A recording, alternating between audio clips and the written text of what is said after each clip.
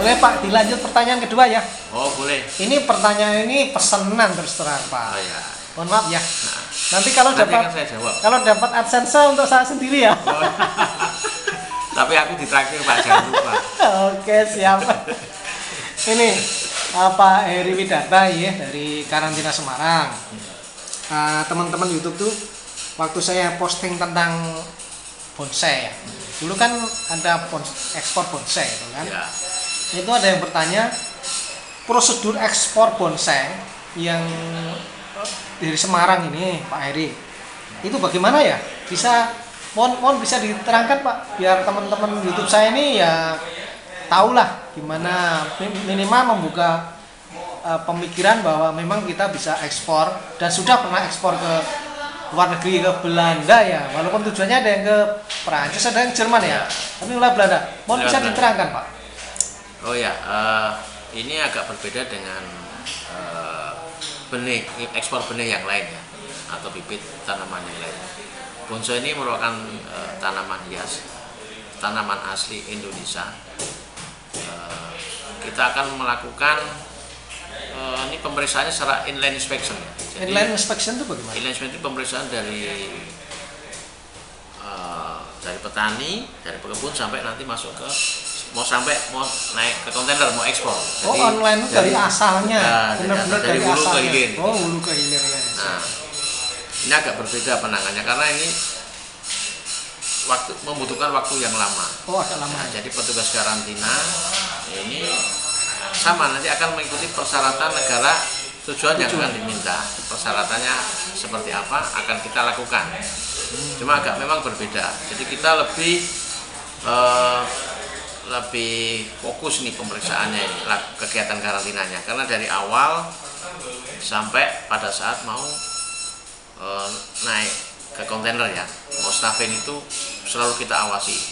Dari petani waktu milih benih, milih tanaman tersebut, milih bonsai tersebut, kemudian nanti diangkut ke truk, kita akan awasi.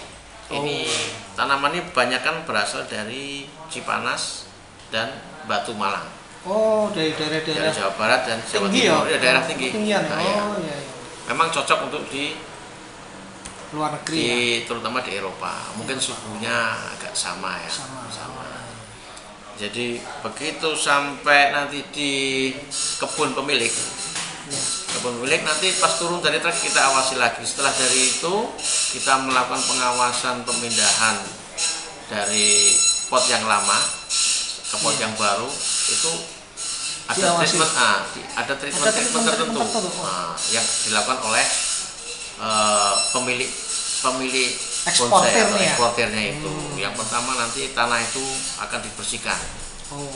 Tanahnya akan dibersihkan, kemudian akarnya akan dipotong, kemudian dicelupkan dengan larutan insektisida atau pestisida sehingga nematoda maupun hama atau serangga yang ada di tanah akan mati. Ini berarti ini juga pakai semacam izin juga nggak dari kementerian ya? Oh ya, nanti itu persyaratan administrasinya ya. Oh ini persyaratan teknis dulu ya? Teknisnya dulu.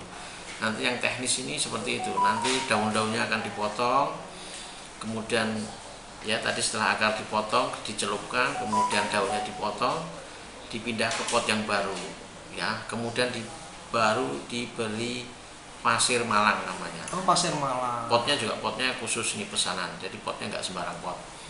Jadi tahan pecah, tahan banting potnya. Oh iya. Kemudian setelah itu diadaptasikan dulu di kebun pemilik selama kurang lebih 1 bulan. Kebun eksportir ini ya, tadi. Di kebun eksportir itu diangin-anginkan nanti setiap seminggu 2 kali. Yang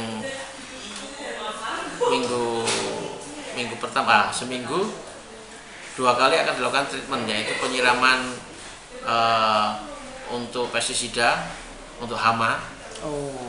Kemudian untuk ada spraying atau penyemprotan vitamin untuk tumbuhan supaya tanaman tersebut agar segera tumbuh daunnya.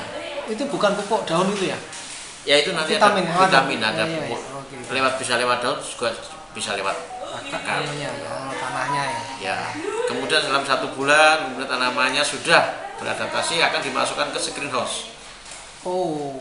Ya, di screen house kita awasi juga pada saat masuk itu screen house-nya juga harus bebas dari serangga, nggak boleh ada semut. Oh, jadi sebelum dimasukkan tuh harus bebas serangga dulu ya, bebas serangga dulu, harus bersih, benar-benar steril.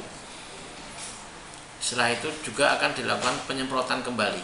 Nanti penyemprotan di dalam screen house itu sampai hampir 1 bulan ya lamanya, sampai tanaman itu daunnya tumbuh subur, bagus segar ya, bagus. Kemudian setelah 1 bulan kemudian baru diberangkatkan ke luar negeri ya, dipindah lagi nanti ke kontainer. Nanti jadi kita awasi lagi, nanti kita packing ya? dengan kita packing khusus, kita bungkus dengan plastik, kemudian masukkan ke kontainer. Kontainernya itu kontainer river ya, kontainer dingin. Kontainer dingin. Ya. Oh, kontainer dingin.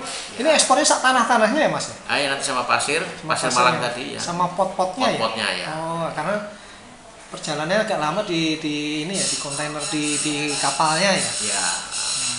Terus kemudian tadi sudah secara teknis ya. Iya, kemudian administrasi sama nanti dengan ada import negara asal, kemudian negara tujuan Mas maksudnya. Negara tujuan. Kemudian juga ada surat izin pengeluaran karena dari Kementerian Pertanian ya, sama juga sama. Ini sesuai dengan ininya ya, kalau horti apa-apa sesuai dengan kementeriannya apa bagiannya ya. Betul. Setelah itu kalau sudah mulai persyaratan teknis, kemudian petugas karantina dari awal sampai akhir memberikan rekomendasi bahwa tanaman tersebut yang akan diekspor ke Eropa atau ke luar negeri itu bebas dari OPT yang dipersyaratkan, maka kami akan menerbitkan phytosanitary sertifikat. Oh, wah ini agak ruwet kayaknya, banyak sekali ya perlakuan teknisnya aja ya. Ya, teknisnya dari petani sudah dikawal, membawa ke tempat eksportir ganti tanah, dimasukkan ke screening house, dipindah ke apa itu Pak? Kontainer ya, sesuai dengan ini semua ya. Oke. Kemudian setelah itu semua sudah bisa berjalan ya? Sudah langsung bisa berangkat ke luar negeri. Itu biasanya Pak Heri ya, dari awal dari petani sampai ekspor itu bisa 3 bulan itu berarti ya? Iya, 3 bulan. 3 bulan lamanya. Itu 3 bulan pengajuan karantinanya 3 bulan karena kita mengawasinya itu secara inland tadi. Inland inspection. Ya, inland inspection namanya. Mulai dari awal, dari hulu ke hilir tadi sampai mau naik ke kontainer itu. Kemudian Pak Heri, jadi untuk persyaratan yang lain seperti PPK online, izin IKT, itu semua sama yang tadi yang pertanyaan pertama ya tentang itu. Gitu. Jadi harus ngajukan dulu ya. Bagi yang belum punya ya. Ya, bagi yang belum. Meskipun kalau masih baru akan kita bantu nanti. Akan kita bantu secara manual. Ini kan karantina kan istilahnya baru saat ini gencar-gencarnya meningkatkan ekspor. Jadi tentu saja ada bantuan dari teman-teman karantina tumbuhan ya kalau mau ekspor, artinya pendampingan ya Pak ya? Iya, kita memang ada tugas untuk pendampingan bisa supaya sampai ekspor. Bisa ekspor gitu ya? Karena persyaratan luar negeri yang punya adalah di karantina. Nanti karantina akan memberikan bimbingan seperti apa sih yang dipersyaratkan oleh negara tujuan. Oke Pak Heri, kalau nanti ini kan tentu saja ada biaya ya.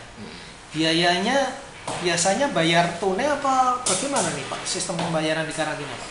Kalau di kami sekarang sudah secara online juga Pak. Online ya?